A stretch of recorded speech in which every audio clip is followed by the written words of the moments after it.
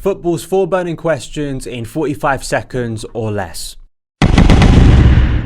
Can Mason Mount transform Man United? Transform is a big word. It is. It's such a big. I think he will come into Man United and he will do really well, and he will go into that he'll slide into that midfield. It depends on how Erik ten Hag wants to use him as well. Does he want to use him in that front three like Chelsea's been using him, or does he want to play him at his traditional number 8 role? If he goes into that traditional number 8 role, I've seen Mason Mount ball in that 8 role. So I don't think he will transform them as per se, but I think he will do better in a Man United team than he would for Chelsea, especially if Ten Hag plays him where he's naturally supposed to play. What about you? I think this could be really beneficial for Mount's development, because there's been a sense at Chelsea that maybe he's had to cover up for others. Yeah. And he clearly wants to play as a number 8. I don't know whether Ten Hag is going to move to, say, a 4-3-3, which he has preferred in his career, or stick with more of the 4-2-3-1 that United have been using. I'm really intrigued to see how Bruno Fernandes and Mason Mount work in a team together, because, Mason Mount sometimes maybe likes to pick up areas that Fernandes does, but Fernandes is more of a finisher.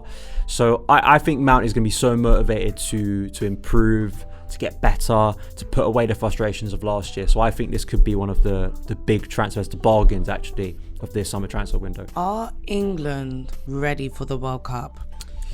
I don't want to go overboard, because Portugal are a very well set up team and it is still a friendly.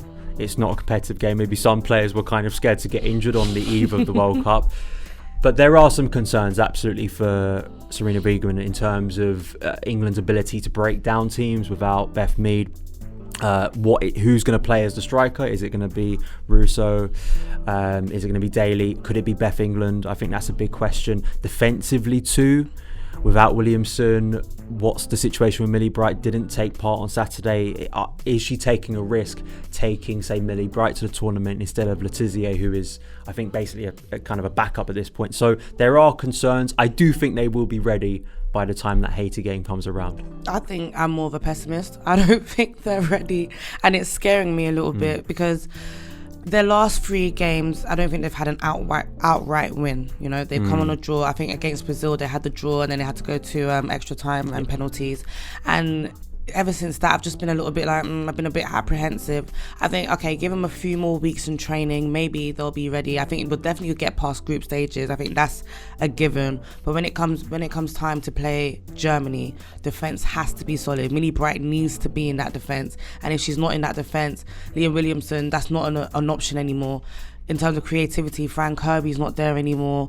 We're just missing too many players, and I'm just not too sure yet. But ask me again in about 2 to 3 weeks. Ask me after the first game as well, and then I'll tell you if we're ready or not. When England have won 6-0. Yeah, when England won 6-0 against Haiti, ask me.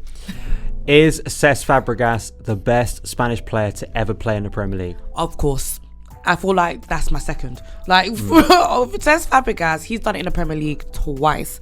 I look at his run at Arsenal, and I see how he carried...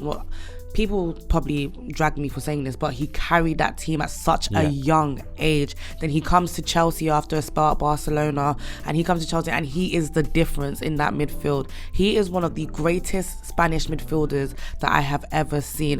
He's up there with the Iniestas, he's up there with Xavi, and I look at someone like David Silva, and I'll probably put David Silva in the mix 100%.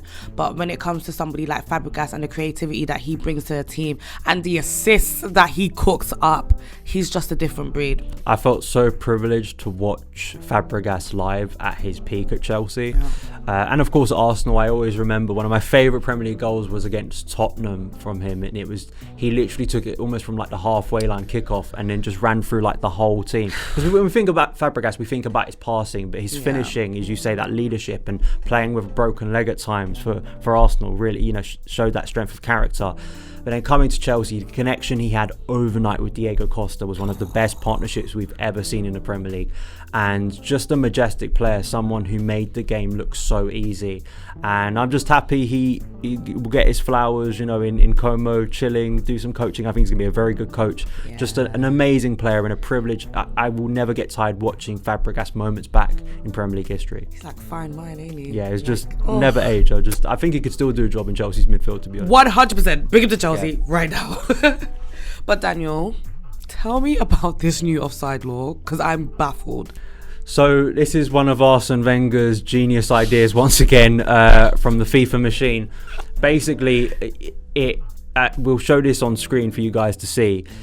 It's the idea that now basically your whole body has to be over the line, over the offside line, to be deemed offside. So as you can see in the graph we've put up front as the photo, you can see basically it kind of ruins defensive lines, and it's a woeful idea. Listen, I know people's frustrations, I get them, I have them myself with the current offside law, with VAR, the fact that parts of your body that you illegally can't score with, it would be ruled out, like arms being counted. I don't get, but it feels like this is going in the complete opposite direction, and I think the long-term effect, if this was to come through, would be more defensive football. Defensive football, I think, would be just detrimental to the game. It would ruin defensive lines, and it would kind of make coaches' jobs quite impossible to set up those defensive lines with some of the fast players around. Well, that was explained really well. Thank you. trying to explain Wenger's antics is not easy. Like, but honestly, I look at this.